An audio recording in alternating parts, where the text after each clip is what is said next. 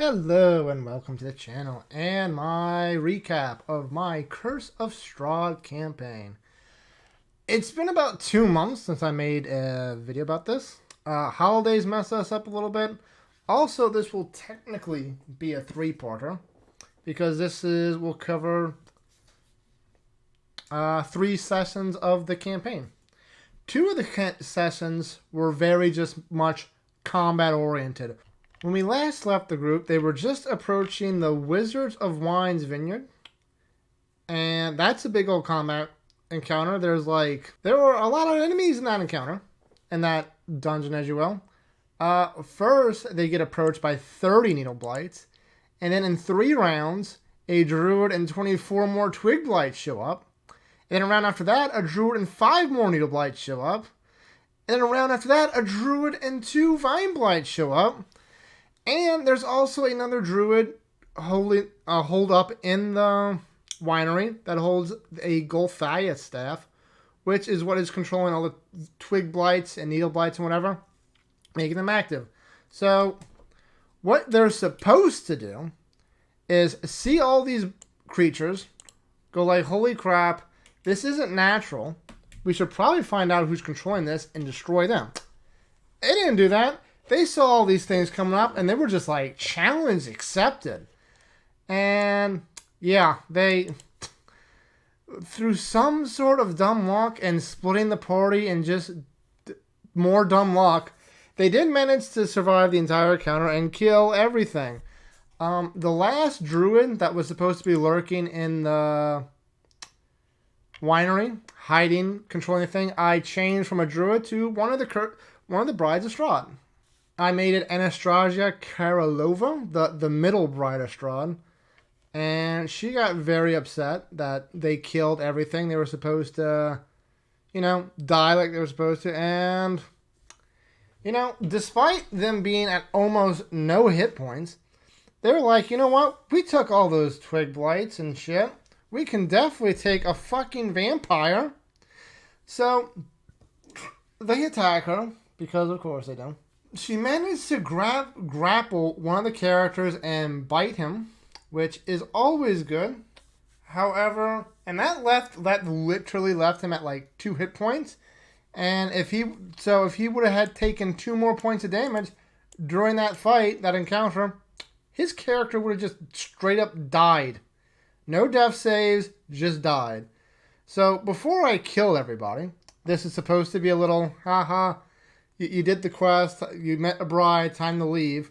I had Strahd pop up, because that's always fun. He yelled at Anastasia a little bit, because she was only supposed to test their mettle, not actually try to kill them. And they both poof away in a cloud and a little mist in their bat form, whatever have you. And they left, and when they left, there was a note lying there. And it was an invitation to have dinner with them. And they're like, we have so much shit to do. We're not going to be able to make it tonight unless we rush there. And we can't even rush there because we still have to kill, what's his name?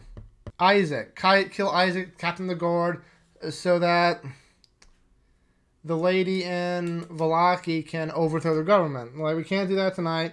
There is no, timer on this invitation, so they figure it's just an open invitation. Which it wasn't. Strahd is old blood. Strahd is very formal. If you receive an invitation from the Lord of the Land, you stop what you're doing and you take that invitation to the Lord of the Land right then and there. So he's going to get pissed off.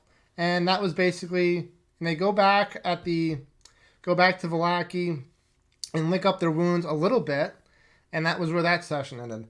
The next session was them basically just them figuring out what they had to do, getting all their ducks in a row, see what they can do, rest a little bit, go kill Isaac, and that was basically the end of that scenario. It ran very short for holidays and shenanigans on my part. And then we get to the next scenario, the main one. The fucking shit goes crazy. So, Isaac, the Captain of the Guard, is dead.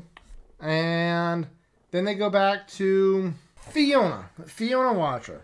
They go back to her, and they go, hey, dude's dead. what time do we need to be at the party tomorrow? And it's like, the main show starts at like 11. Like, do you need us there? Like, it would be nice. We could use some help to make sure shit doesn't go awry. And like, okay.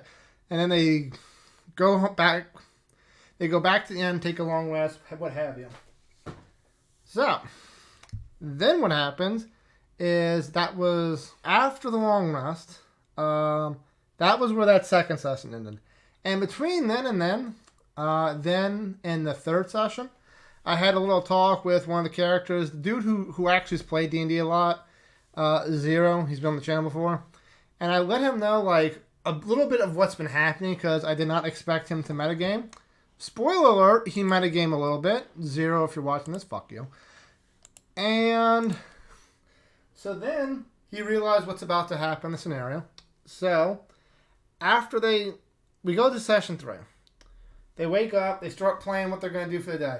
Do we have time to do this? No, the party's at the thing. We barely have time to wake up, eat some breakfast, maybe do a little bit of shopping before we have to go to the main hub and do whatever.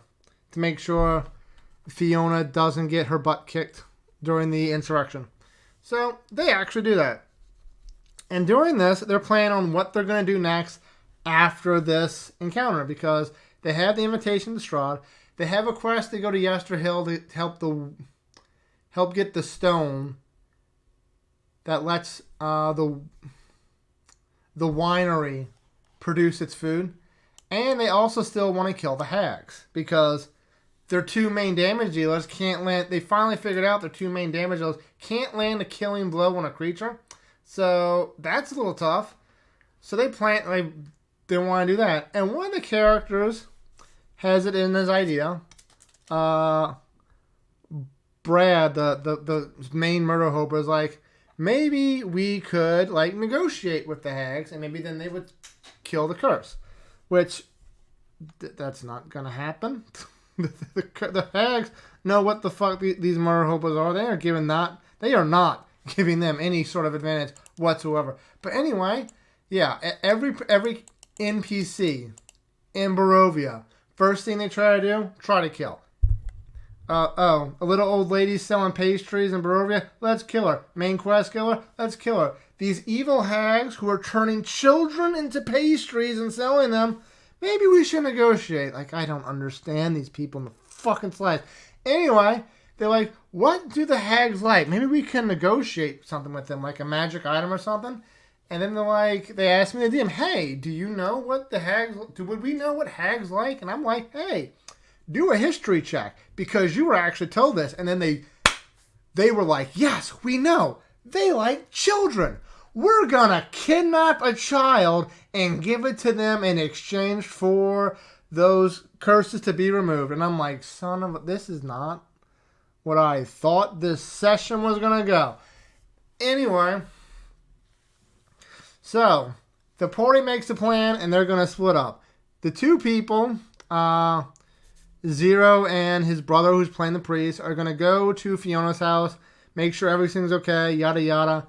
And the other two, Brad and the priest, the other blood hunter, and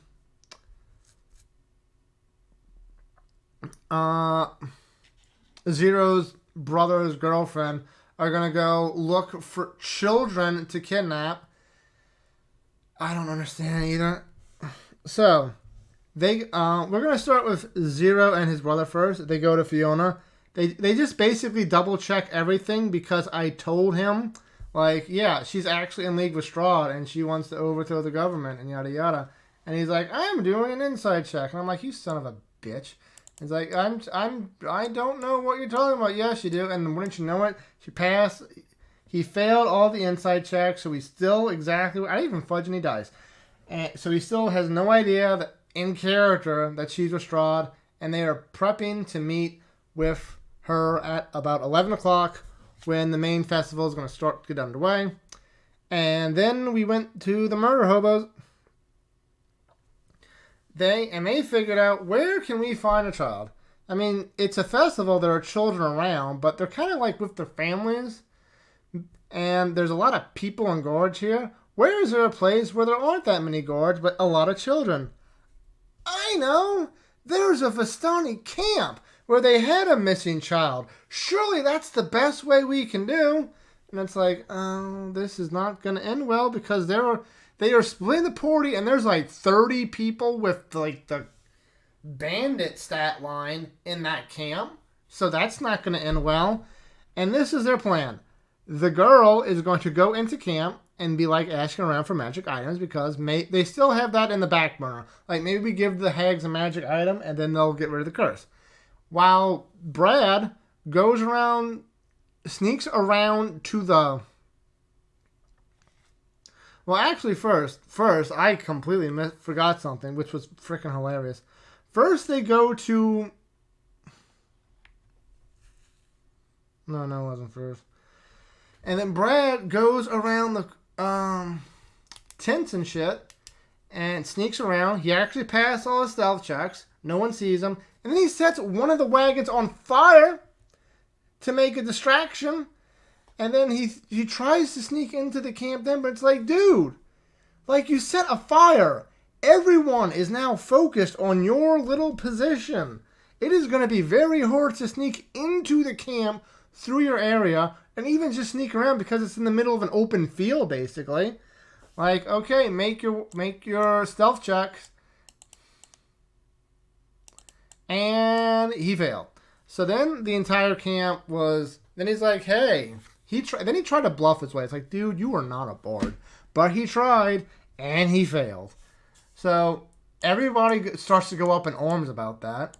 They run him out of town, and the girl does not find any magic items for them to get. Yay. So that was a whole bust, and they managed to meet up, and then they're like, okay, we're just going to go back to town. Fuck it. We'll get somebody at the festival, I guess. Then the festival happens. And it's scripted that when the festival happens, they're going to light up, it's the festival of the blazing sun. They're going to light up a big old bonfire. Huzzah, Strahd has been defeated. But it starts raining, and then that's when Fiona comes up and starts making her big speech to the town saying, hey, you're a big old duty head, so we're going to overthrow you. And they were like, yeah, because she set some people up throughout town. They worked up the crowd. I'm like, okay, we're overthrow the town. Woohoo! And then they just took the burgomaster and his wife to the gallows and strung them up. And that was the end of the burgomaster. And the group, which was supposed to have some sort of moral dilemma because they still have not met the burgomaster. They really don't really know how bad of a guy he really is. And they're just like, okay, perfect. Do we get a reward yet? And then that's when shit goes down at the church. Because they snubbed Strahd's invitation, I had, one of the last bride of Strahd's, Valenta Popovsky, attack the church and start killing everybody there as a show of like, hey, fuck you. They see one person coming up covered in blood saying the church is under attack. She falls over dead. That's supposed to get them to be like, hey, let's go to the church. Maybe we can help somebody.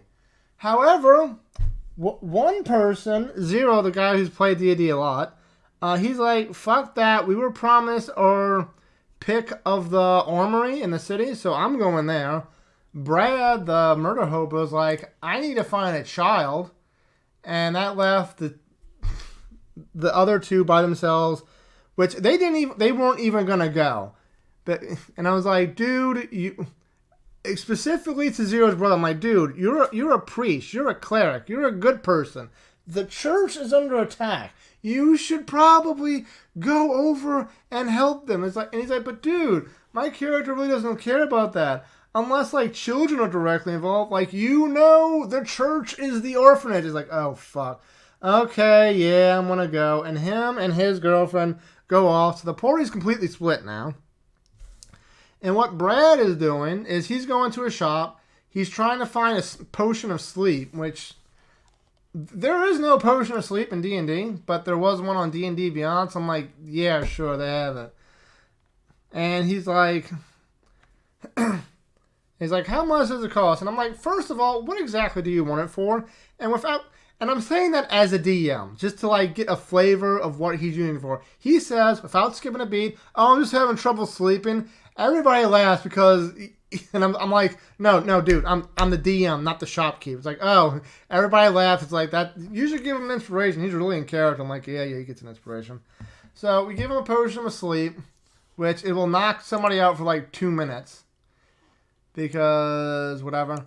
So he manages to, during the chaos of the insurrection and church attack, he manages to find a child. I'm just like, you know what? Yeah, you get a child. You pass the deception check. Or stealth check, whatever I made him do to kidnap a child, because he passed that very easily. I gave him advantage because of all the chaos in town. I'm like, you know what? They're going to do this, whatever. We're just going to let them do it. Zero gets to the armory in the town. He finds like 2+1 weapons that he got the +1 weapon he did. I had the other 3 because he went. Like I figured, like if he really wants the weapon, he'll get a +1 weapon. I had the other 3 characters roll, and whoever had the highest, he also found a +1 weapon for them, a +1 shield, and 2 +1 daggers. Just like, just be magical Santa Claus for a little bit. I like being magical Santa Claus. And that's what he was doing at the time. And then we get to his brother and his brother's girlfriend. They get to the church. It is under attack by Valenta and like 4 vampire spawns. And she goes off. They start having a little fight. It quickly turns south. I don't want to kill them, so I make it so that Valenta says, "Yo, if you fucking surrender, we'll go easy on you. We're only here to give you a message, not really here to kill you. Although if you make me kill you, I ain't gonna matter." He's like, we'll stop if you stop killing anyone left alive in the church, which there were a few. I'm like, fine, we made our message. Then she goes up to the priest, brands him with the mark of Strahd, so everyone knows not to touch him, because Strahd needs a priest, and they already killed the priest in Barovia, so I want them to make sure they don't kill this priest, because otherwise that could be very confusing. And then they give a second invitation to a dinner. Same thing, just open invitation, but they know now we're going tonight or fucking shit's going on. They say they're going to send somebody to pick them up, and all the vampires leave. So they all meet up back at the end. They share all the information. They're like, well, we can't give the child to the hags now because we really need to go to the Strahd's house tonight, so that has to be put on hold. It's like, what do you want us to do? The child knows who we are. It's seen our face. What do we do? It's like, okay, we'll just kill the child and throw the body out the window. They do not prep you for this in D&D and Dungeon Master Academy. Just letting y'all know that. And then they all rest up for the night with Strahd. And eventually Rahadin shows up. It's like, y'all ready? I'm like, yep. And then they take a carriage ride to the Castle Ravenloft. And they open the door. They see the main Cyrus Bellevue. He's like a little mutant person, but it's fine. And then Asher comes in, who's one of... He's not a consort of Strahd, but he used to be an adventurer. His entire party got killed except for him because Strahd was like, hey, like the way you sing. I guess you're in mine now. And then he's like, okay, it's better than dying, I guess. And Asher was like, dude, Rahadin, look at these people. They're dressed in adventure gear. They're covered in blood. We need to make them classy for the dinner. So he takes them up to the guest rooms. He gets them a full change of clothes, which are very elegant and classy. And then they go back down, and there in the main dining hall, across from a long table, there is a tall, ominous figure playing the organ. And it turns up, and he stops playing the organ when they enter. And he turns around, and it is Strahd Van Zarovich in the flesh. And that was where that session ended. And it's a good thing I ended there, because the girlfriend, who is playing a revenant who wants Strahd dead, that's her main goal, started by trying to throw a eldritch blast to his face, and I'm just like, nope, we're gonna stop there. And that's where that session ended. I have no idea what's gonna happen next time, other than total chaos. And until then, I will keep you informed, and take care. Bye.